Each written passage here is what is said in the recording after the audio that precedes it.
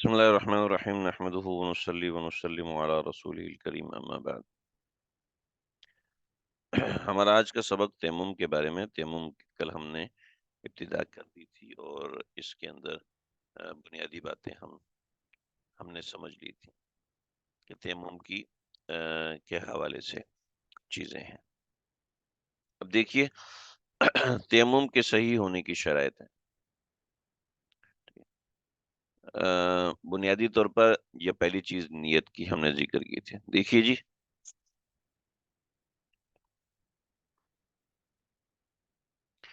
تیمم کے صحیح ہونے کی سب سے پہلی شرط ہے نیت ہونا۔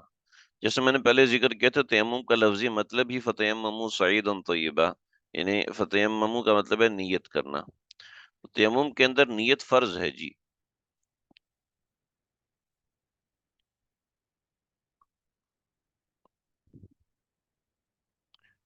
تیمم کے اندر نیت فرض ہے۔ میں نے پتہ نہیں کل پڑھا دیا تھا شاید، یہ مجھے بتائیے، میں نے یہ شاید کل پڑھا دیا تھا نیت کا۔ ہاں، یہ میں نے کل پڑھا دیا تھا، پھر مجھے یاد آ گیا، یہ تو کل پڑھا دیا تھا۔ اور آگے پڑھتے ہیں۔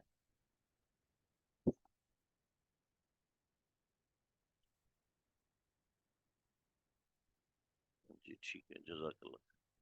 اچھا جی، پہلی شرط یہ تھی کہ نیت ہونا، ٹھیک ہے جی۔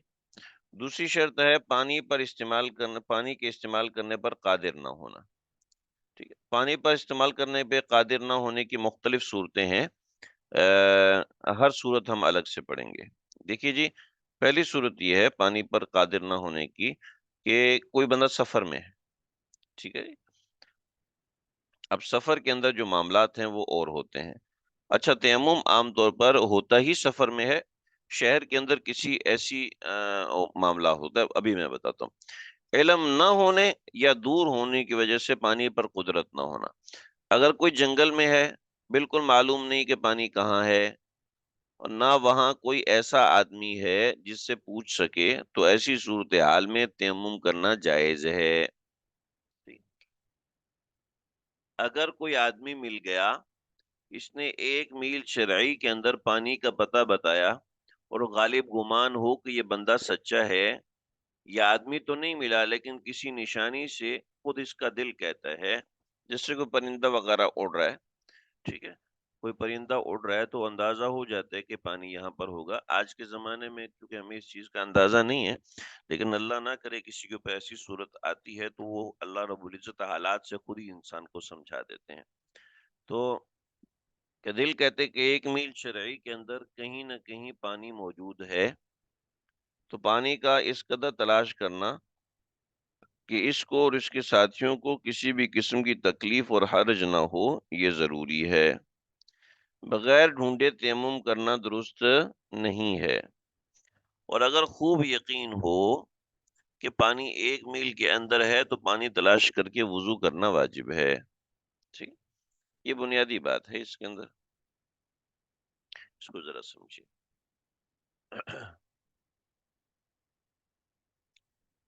یا ایک چھوٹی سی وضاحت کر رہے ہیں کہ 1 میل شرعی،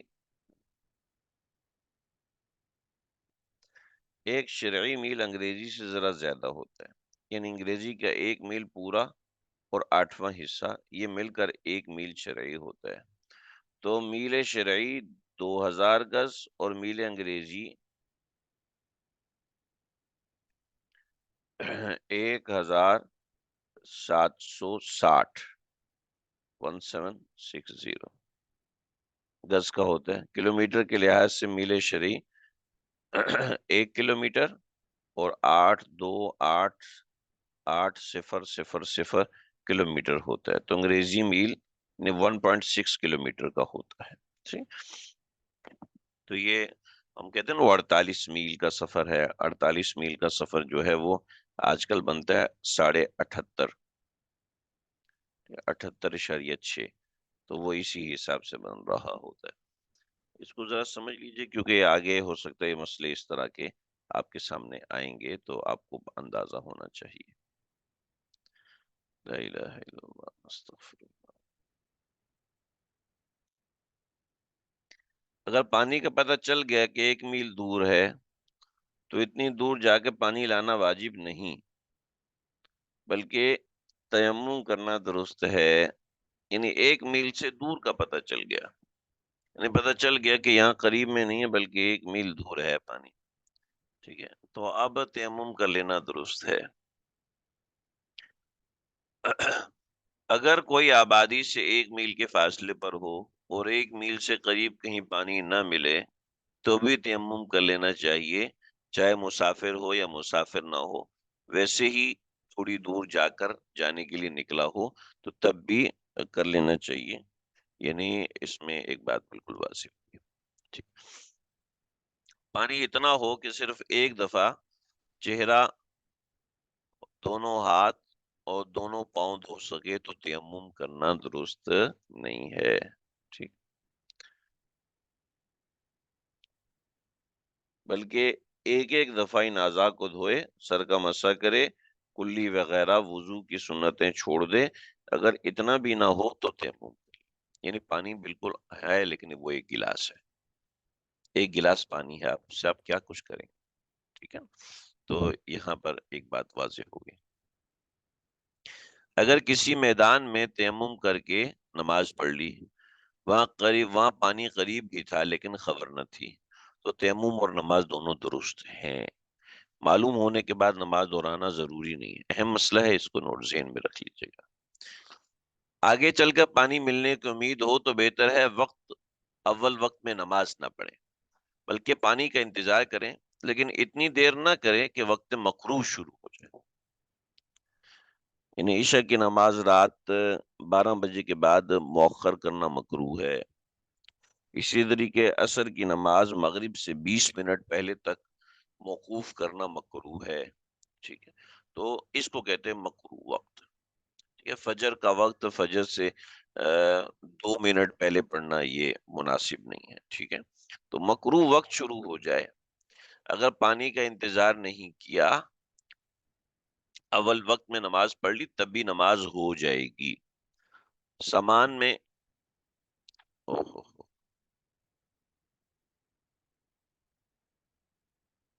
سامان میں پانی موجود تھا لیکن یاد نہیں رہا، تیمم کر کے نماز پڑھ لی، پھر یاد آیا تو اب نماز کو دہرانا واجب نہیں ہے۔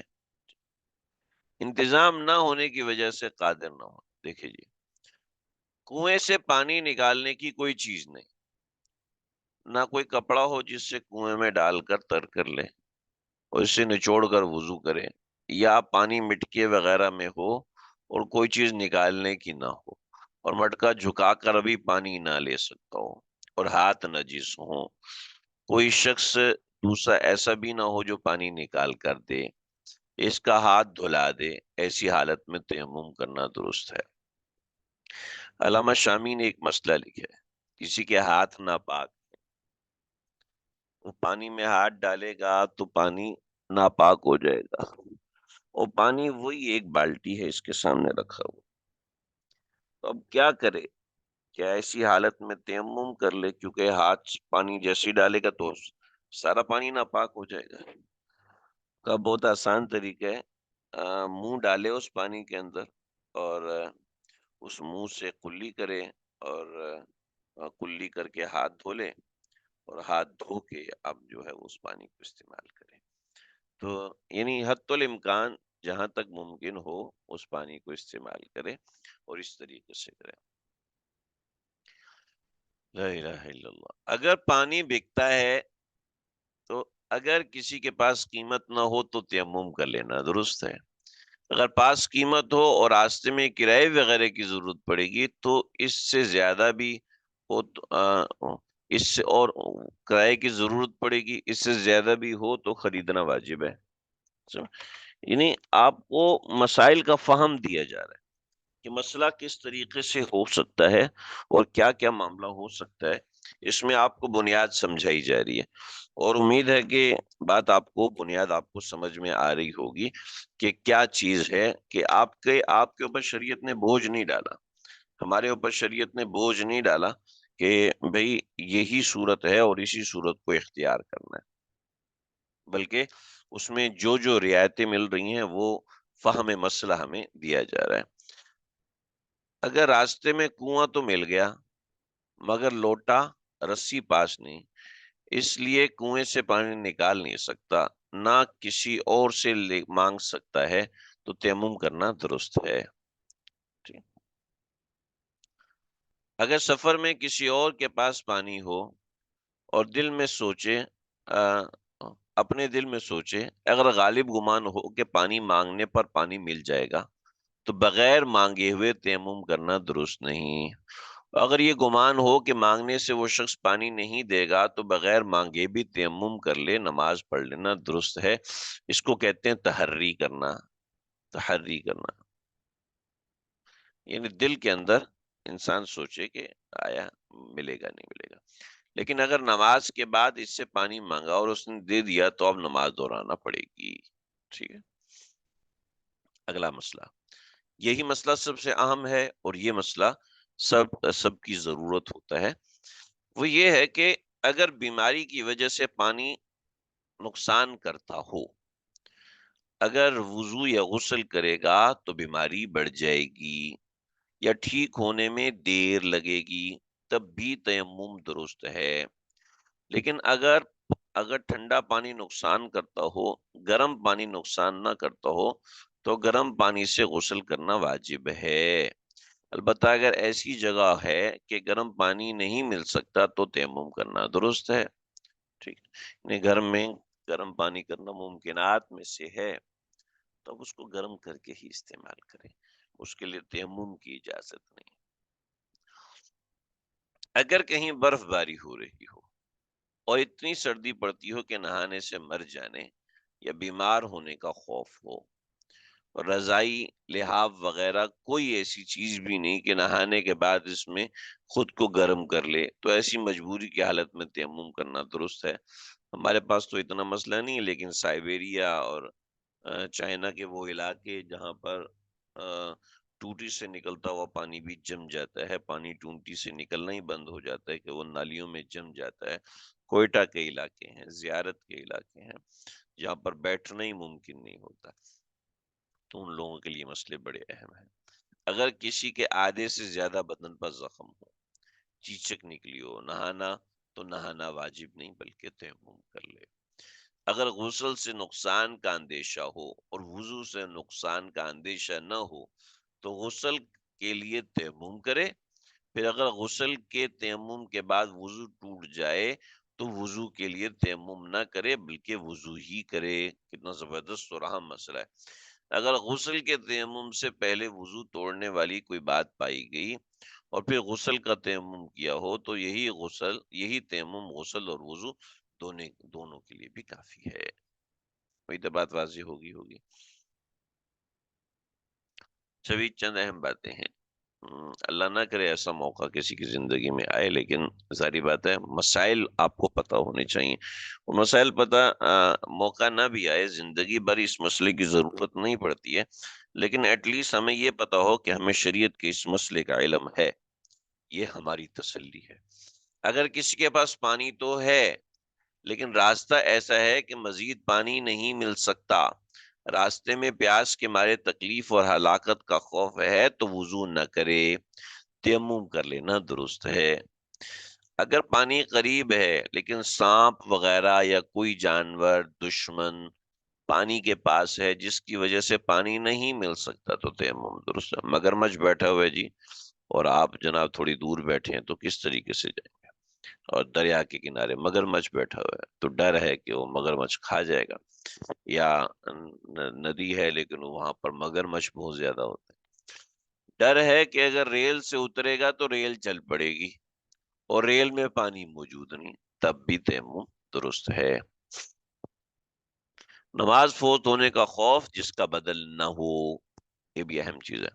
مقتدی کو اندیشہ ہو کہ وضو کرنے میں عید کی نماز فوت ہو جائے گی تو تیمم جائز۔ دیکھیں یہ عید کی نماز کے لیے، ٹھیک ہے، عید کی نماز قضا ہو جائے گی تو اس کی قضا ہے، اس کی قضا نہیں ہے، حالانکہ وہ واجبات میں سے اس کی قضا نہیں ہے۔ جب اس کی قضا نہیں ہے تو اب کیا کریں؟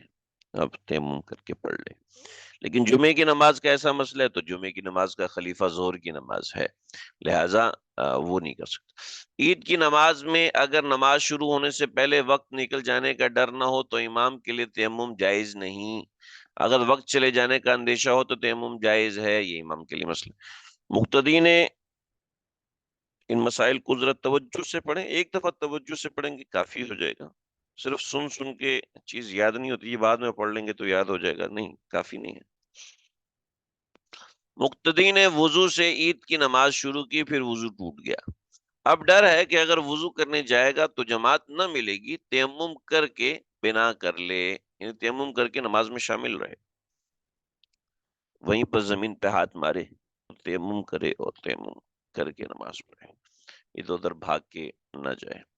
مقتدی نے وضو سے عید کی نماز شروع کی، پھر وضو ٹوٹ گیا، اب ڈر ہے کہ وضو کرنے جائے گا تو جماعت نہ ملے گی تو تیمم کر لے، بتا دیا میں نے۔ آج کل عید کی نماز ایک جگہ سے زیادہ جگہ پر مختلف اوقات میں ہوتی ہے، تو اگر دوسری جگہ جماعت ملنے کی امید ہو تو وضو کے ساتھ دوسری جگہ جا کر نماز پڑھے، بڑی اہم چیز ہے، اور میرے خیال میں یہ چیز اس سبق کی سب سے اہم ترین چیزوں میں سے ہے۔ بہت سے لوگ اس میں غلطی کرتے ہیں کہ اب تیمم کرنا ہے وہ مٹی لے کے آئیں گے۔ میرے ایک بہت ہی اچھے ساتھی، بڑے شریف، پورے داڑھی کے، سر کے بال سفید، کہیں کہیں کوئی ایک دو کالا بال ان کے نظر آتا تھا، کہنے لگے میرے فلاں رشتہ دار ہیں بھائی، اب ان کو تیمم کروانا ہوتا ہے، بیچارے بڑے پریشان ہو جاتے ہیں کہ مٹی استعمال کریں تو بڑی ان کو تکلیف ہوتی ہے، پانی استعمال کر نہیں سکتے، ڈرپیں لگی ہوئی۔ تو میں نے کہا بھائی تیمم کے لیے کوئی مٹی ہونا ضروری تو ہے ہی نہیں، جنس الارض میں سے ہونا چاہیے۔ مٹی، جو چیز زمین کی جنس میں سے ہو، ٹھیک ہے، جیسے کہ ریت ہے، پتھر ہے، گچ ہے، چونا ہے، سرما ہے، گیرو ہے، ٹھیک ہے، یعنی ہر وہ چیز جو کہ جنس الارض میں سے ہو، جنس الارض کا مطلب ہے نکلتی زمین سے ہو، جنس الارض یعنی زمین سے نکلتی ہو، زمین کے حصے میں سے ہو، جیسے لکڑی بھی تو زمین سے نکلتی ہو، لکڑی سے تو تیمم نہیں ہوگا نا، جیسے مٹی ہے، ریت ہے، چونا ہے، ماربل ہے، کوئی پتھر ہے، تو ماربل کا ایک ٹکڑا رکھ لیں، اور جو کوئی ایسا مریض ہے اس کو اس طرح تیمم کروا دیں، تو تو یہ جو چیز مٹی کی جنس سے نہ ہو اس سے تیمم درست نہیں، جیسے سونا ہے، چاندی ہے، گیہوں ہے، لکڑی ہے، کپڑا ہے، اناج ہے، البتہ اگر ان چیزوں پر گرد اور مٹی لگی ہے تو ان سے تیمم درست ہے۔ جو چیز آگ سے نہ جلے اور نہ پگھلے، جو چیز آگ سے نہ جلے اور نہ پگھلے وہ مٹی کی جنس میں سے ہے، اس پر تیمم درست ہے۔ جو چیز جل کر راکھ ہو جائے یا پگھل جائے وہ مٹی کی جنس میں سے نہیں ہے، اس پر تیمم درست نہیں ہے، اسی طرح راکھ سے بھی تیمم کرنا درست نہیں ہے۔ تانبے کے برتن، تکیے، کپڑے، گدے، تیمم درست نہیں، البتہ اگر اس پر اتنی گرد ہے کہ ہاتھ پھیرنے سے ہتھیلیوں میں اچھی طرح لگ جاتی ہے تو تیمم درست ہے، اگر معمولی سی گرد ہو، ہاتھ پر نہیں لگتی تو تیمم درست نہیں ہے۔ مٹی کے گھڑے، لوٹے پر تیمم درست ہے، چاہے اس میں پانی بھرا ہوا ہو یا نہ ہو، لیکن اگر اس پر روغن لگا ہوا ہے، روغن ہے، تب وہ تیمم درست نہیں، پینٹ کیا ہوا ہے تو پینٹ تو ظاہر بات ہے آئل ہے، وہ جنس الارض میں سے نہیں۔ اگر پتھر پر بالکل گرد نہ ہو تب بھی تیمم درست ہے، بلکہ اگر پانی سے خوب دھلا ہوا ہو تب بھی درست ہے، ہاتھ پر گرد کا لگنا ضروری نہیں ہے، اسی طرح پکی اینٹ پر بھی تیمم درست ہے، چاہے اس پر گرد ہو یا نہ ہو، کیونکہ وہ خود جنس الارض ہے۔ کیچڑ سے تیمم اگرچہ ہو جاتا ہے مگر مناسب نہیں، اگر کہیں کیچڑ کے سوا کچھ اور نہ ملے تو طریقہ یہ ہے کہ اپنے کپڑے پر کیچڑ مل لے، جب وہ خشک ہو جائے تو اس سے تیمم کرے۔ البتہ اگر نماز کا وقت نکل رہا ہو تو اس وقت اسی طرح جس طرح ہو سکے تیمم کرے، نماز قضا نہ ہونے دے۔ ظاہری بات ہے وہ پھر بھالو بن کے نماز پڑھے گا۔ آپ سمجھ گئے ہوں گے۔ اگر زمین پر پیشاب وغیرہ کوئی نجاست لگ جائے، دھوپ سے خشک ہو جائے، بدبو بھی ختم ہو جائے تو وہ زمین پاک ہو جائے گی، اس پر نماز درست ہے، لیکن اس زمین میں تیمم کرنا درست نہیں جب معلوم ہو کہ یہ ایسی زمین ہے۔ اگر معلوم نہ ہو تو پھر وہم نہ کرے۔ ٹھیک ہے، بس یہاں تک پڑھیں گے، بقیہ چیزیں آئندہ انشاءاللہ۔ وصلی اللہ تعالی علی خیر خلقہ محمد وآلہ وصحبہ اجمعین۔ یا ارحم الراحمین، صلی اللہ تعالی